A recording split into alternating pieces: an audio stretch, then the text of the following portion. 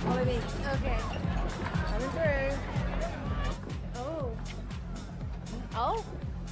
Well, when was the last time you got hit on by someone that hard? He's not hitting on me.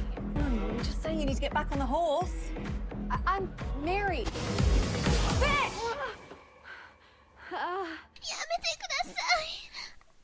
Halo Babaners dimanapun kalian berada, kembali berjumpa dengan saya di channel C19. Gimana kabar Anda semua? Sehat? Mental aman? Saya harap kalian sedang dalam mood yang baik. Kali ini saya akan merangkum sebuah film terbaru tahun 2022 yang berjudul Minggu yang Berlalu. Film yang cukup menarik untuk dibahas karena film ini mengisahkan seorang perempuan yang berusaha memecahkan teka-teki kasus pembunuhan sahabatnya. Tanpa banyak spoiler, langsung saja. Diharapkan sebelum menonton pastikan dulu blok semua chat WhatsApp agar tidak mengganggu saat menonton nanti. Matikan semua notif yang masuk, siapkan semua item kasur, bantal, selimut, celana dalam pacar, apapun itu, kita langsung saja ke alur cerita.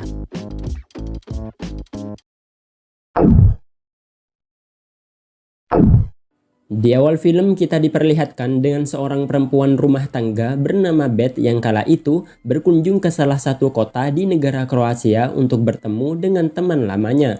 Nampak terlihat ia sangat mengagumi kota yang begitu estetik itu hingga akhirnya ia sampai di sebuah hotel tempat temannya tinggal. Si sopir taksi online itu yang bernama Zen juga memberikan pelayanan yang begitu ramah kepada Beth sampai-sampai ia memberikan kartu namanya kepada Beth, siapa tahu Beth membutuhkannya nanti. Beth yang merasa senang atas pelayanan Zen kemudian memberikannya tips sekaligus bintang 5. Namun satu hal yang cukup mengesankan bagi saya di negara itu adalah kendaraan yang digunakan untuk taksi cukup membuat bulu ketek saya berdecak kagum dan mengatakan, "Wow, indah sekali mobilnya." Di sana Beth disambut oleh si bestie yang bernama Kate yang terlihat sangat senang dengan kedatangan Beth karena sudah lama tidak pernah bertemu sejak pertemuan terakhir kalinya mereka di kuliah. Beth juga membawakan Kate sebuah oleh-oleh berupa kalung yang ia dapat dari toko all shop abal-abal di mana saat Kate mencobanya, tiba-tiba kalungnya copot. Kate dan Beth berencana akan berkunjung ke sebuah restoran, namun sebelum itu Beth mengabari perihal kabarnya di sana kepada suaminya Rob dan anaknya yang masih bayi yang saat ini sedang berada di rumahnya Amerika.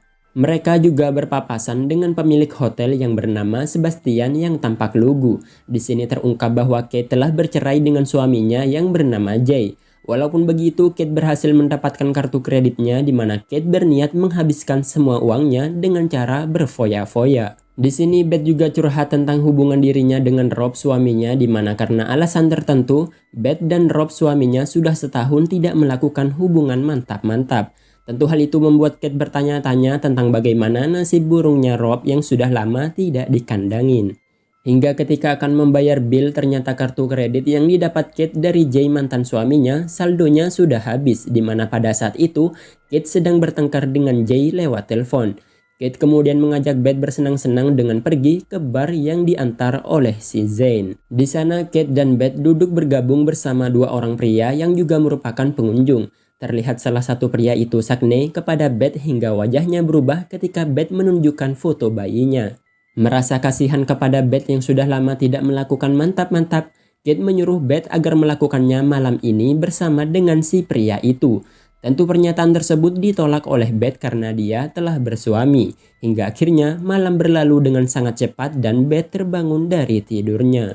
Pagi itu Beth sama sekali tidak mengingat kejadian semalam. Ia kemudian mencari keberadaan Kate namun ia tidak menemukannya dan yang ia temukan hanyalah bercak darah di lantai bersama dengan pecahan gelas. Merasa ada yang tidak beres, Beth menghubungi Rob suaminya yang baru saja kembali dari suatu tempat. Rob mengira kalau Kate pasti sedang pergi keluar untuk membeli sesuatu. Beth kemudian melanjutkan pencariannya dengan bertanya kepada Sebastian. Sebastian mengatakan bahwa pagi ini ia sama sekali tidak bertemu dengan Kate sejak tadi malam saat Kate dan Beth membawa dua orang pria ke kamarnya. Tentu perkataan Sebastian membuat ingatan Beth sedikit muncul tentang kejadian semalam. Ia pun mengira bahwa dua pria tadi malam pasti ada hubungannya dengan hilangnya Kate saat ini. Ia pun pergi ke kantor polisi untuk melaporkan perihal Kate yang hilang. Namun si polisi yang bernama Pavik malah meremehkan dan menolak laporan Beth. Pavik menganggap bahwa Kate mungkin saja sedang bersama dengan pria lain. Pavik juga mengatakan kalau Beth harus menunggu selama 24 jam sebelum Kate dinyatakan benar-benar hilang. Beth kemudian menghubungi Zane untuk mengantarkannya pada tempat bar tadi malam untuk mencari petunjuk. Di sana Zane secara sukarela membantu Beth dengan bertanya pada si bartender tentang dua pria tadi malam. Ternyata dua pria tadi malam yang ditemui Kate dan Beth adalah pendamping sewaan yang disengaja disewa oleh Kate tanpa sepengetahuan Beth. Tak ada informasi pasti mengenai tempat tinggal dua pria itu, namun bartender memberitahu nama depan mereka, yaitu Matteo dan Luca. Rob kemudian mengingatkan Beth bahwa 1 minggu hampir berlalu di mana Beth harusnya dijadwalkan untuk pulang kembali ke Amerika. Namun Beth membatalkan kepulangannya karena sampai saat ini ia belum menemukan keberadaan Kate.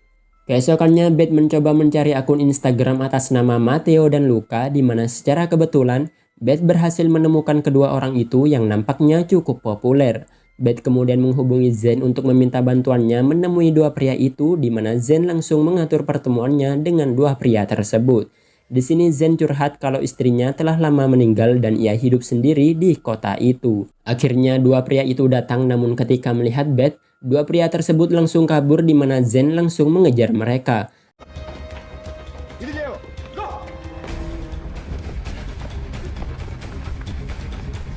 Akhirnya Zane berhasil menangkap salah satu pria. Beth kemudian bertanya tentang keberadaan Kate, namun pria itu menjawab bahwa ia sama sekali tidak tahu. Pria itu kemudian jujur bahwa tadi malam ia mencuri tas mahal milik Kate dan setelah itu ia menggadaikannya. Pria itu kemudian mengantarkan Beth ke tempat tas itu digadaikan di mana terdapat ponsel milik Kate di dalamnya. Beth kemudian kembali menuju kantor polisi dan menunjukkan tasnya bahwa Kate benar-benar hilang. Si Maimunah kemudian meminta semua data pribadi Beth untuk laporan, namun Beth mengatakan bahwa ia sudah memberikan data pribadinya pada Pavik pada saat laporan pertama. Namun karena Pavik yang sedari awal meremehkan laporan Beth, ia sama sekali tidak mencatat datanya. Beth kemudian menelpon Jay, mantan suaminya Kate, dan mengabari bahwa Kate menghilang. Jay mengatakan bahwa ini hanyalah permainan Kate di mana selama Jay menjadi suaminya, Kate selalu ingin menjadi pusat perhatian dengan memainkan drama-drama murahan yang membuat Jay akhirnya muak dengan sikap Kate. Jay juga berkata mungkin saja saat ini Beth menjadi target drama murahan itu. Mendengar hal itu, Beth sedikit tercengang dan kemudian kembali menuju hotel. Namun sesampainya di kamar, rupanya ada Sebastian yang telah membereskan kamar karena masa sewa kamar hotel telah berakhir dan akan ada tamu lain yang menempatinya. Sebastian juga kemudian memindahkan Beth ke kamar yang berada di bawah untuk ditinggalinya sementara waktu sampai Beth menemukan keberadaan Kate. Namun ketika dalam perjalanan menuju kamarnya, sekilas Beth penasaran pada isi di balik pintu di sana. Beth pun beristirahat melepaskan penat setelah melalui drama-drama kehidupan. Malamnya, Beth bertanya tentang isi di balik pintu itu. Sebastian mengatakan bahwa dirinya adalah seorang komposer dan di sana adalah studio rekamannya. Beth kemudian mengajak Zane untuk makan malam, namun tanpa diduga tiba-tiba muncul Rob yang juga ada di negara itu. Kebersamaan Beth dengan Zane membuat Rob curiga bahwa Beth telah berselingkuh darinya selama ini. Beth menjelaskan bahwa selama ini Zane membantunya untuk menemukan Kate. Beth pun curhat tentang segala teka-teki yang terjadi hingga di tengah obrolan, Beth mendapatkan telepon dari polisi bahwa polisi telah menemukan Kate yang sudah terbaring kaku. Tentu hal itu membuat Beth sangat sedih mengetahui temannya telah tiada. Ia kemudian bertanya kepada si dokter penyebab Kate mati, namun si dokter meminta agar Beth menunggu hasil autopsi. Keesokannya pihak rumah sakit mengatakan bahwa hasil autopsi sulit didapatkan karena kondisi mayat Kate yang berhari-hari ada di perairan laut membuat dokter sulit mendeteksi penyebab utama Kate meninggal. Beth meminta Pavik menunggu di luar sementara dirinya secara diam-diam membuka sandi ponsel milik Kate di mana Beth berniat mencari petunjuk di dalamnya. Dan sebuah fakta terungkap ketika Beth membaca chat antara Kate dengan Rob di mana ternyata Rob dan Kate selama ini telah berselingkuh. Fakta tersebut tentu membuat perasaan Beth semakin tidak karuan karena di sisi lain, Kate adalah sahabat satu-satunya. Ditambah lagi saat Beth kembali diinterogasi oleh polisi, ternyata polisi menemukan adanya keterlibatan Beth dalam pembunuhan Kate yang artinya Beth menjadi tersangka utama dalam pembunuhan Kate. Si polisi kemudian menyita visa dan paspor milik Beth. Beth kemudian menelpon Jay perihal perselingkuhan Rob dengan Kate di mana ternyata selama ini Jay sudah tahu namun ia tidak berani mengungkapkannya kepada Beth. Beth kembali menemui Zane, satu-satunya orang yang kini dapat ia percaya hingga akhirnya tumbuh benih-benih cinta antara mereka. Malamnya Rob menelpon Beth di mana Beth yang sudah tahu aibnya membuat Rob akhirnya mengakuinya. Terungkap alasan Rob berselingkuh adalah karena Rob yang sudah lama tidak mendapatkan servis dari Beth membuat Rob tidak tahan lagi yang pada akhirnya memilih bermantap-mantap dengan Kate. Keesokannya Beth kembali dibawa oleh kepolisian di mana polisi mendapatkan bukti kuat ketika mendapati Beth dengan Zen. Bukan tanpa alasan ternyata Zen yang merupakan satu-satunya orang yang dipercaya Beth saat ini adalah seorang anggota geng Albania yang terlibat dalam pembunuhan terorganisir dan perdagangan manusia. Polisi menyimpulkan bahwa Zen adalah pelaku pembunuhan Kate yang disewa oleh Beth. Polisi juga tahu bahwa Rob telah berselingkuh dengan Kate yang menguatkan motif Beth membunuh Kate. Mendengar itu semua tentu Beth sangat frustasi atas kasus yang tidak mungkin ia perbuat. Beth kemudian kembali ke hotel di mana Zen sudah menunggunya di sana. Beth yang sudah tahu siapa sebenarnya Zen pun mencoba mengusirnya, namun Zen mengatakan bahwa segala tuduhan yang mengatasnamakan dirinya itu hanyalah kesalahpahaman polisi menerima informasi. Tentu pernyataan Zen membuat Beth tidak tahu lagi harus percaya pada siapa. Namun Zen mengatakan, hatimu adalah pemandumu, yang mana membuat Beth langsung luluh pada Zen. Hingga ketika Beth bangun dari tidurnya, Beth bertanya-tanya mengapa polisi bisa tahu tentang perselingkuhan Rob dan Kate. Beth kemudian memeriksa cermin di sana dan ternyata di cermin itu terdapat kamera tersembunyi dan perekam suara yang membuat Beth yakin kalau Sebastian telah bekerja sama dengan polisi. Beth yang sedari awal penasaran pada salah satu pintu di sana kemudian akan memasukinya. Namun itu terhenti karena ternyata di sana juga ada Sebastian. Hingga Beth mendapatkan kesempatan untuk mencuri kunci itu tanpa sepengetahuan Sebastian. Ketika Sebastian sudah pergi, Beth langsung membuka pintu itu yang ternyata di dalamnya bukanlah studio musik seperti yang dibicarakan Sebastian, melainkan ruangan yang berisi tampilan dari kamera tersembunyi yang dipasang Sebastian untuk mengintip para tamunya termasuk Beth. Tidak pikir panjang, Beth langsung membuka file rekaman kamar di malam Kate menghilang. Terlihat dari rekaman pada malam itu, Kate bersama dua pria membawanya ke kasur akibat Beth yang terlalu mabuk. Beth memantau apakah dirinya diperkaos atau tidak dan ternyata Beth ditinggalkan sendirian sementara Kate bersenang-senang dengan dua pria sewaannya.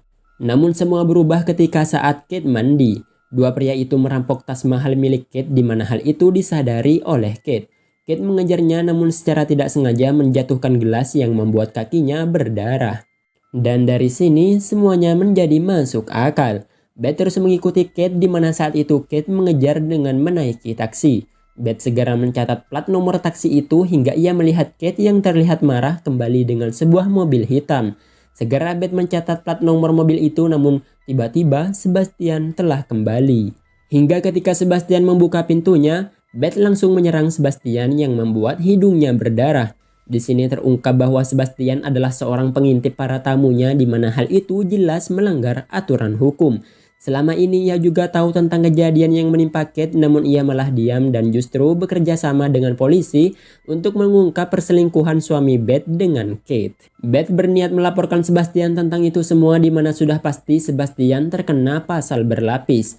Sebastian yang sudah panik langsung membuka ponselnya dan hendak menghapus semua file rekaman tersembunyi demi menghilangkan jejak. Segera Beth merebutnya dan sempat terjadi aksi rebutan yang membuat Sebastian jatuh dan pingsan. Segera Beth mengambil kuncinya dan kabur dari Sebastian yang kembali sadar. Di luar ternyata sudah ada Zen menunggunya dan tanpa pikir panjang, mereka berdua pergi menuju ke sopir taksi yang malam itu membawa Kate. Namun di sana Beth menyadari bahwa dirinya menjadi buronan nasional atas kasus pembunuhan Kate.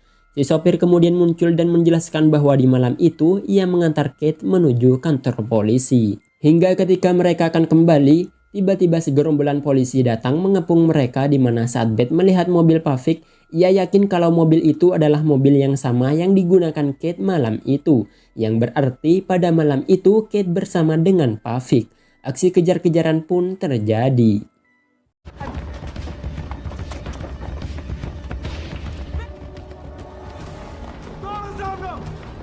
Beth menjelaskan kepada Zen bahwa pelaku utama pembunuhan Kate adalah Pavik.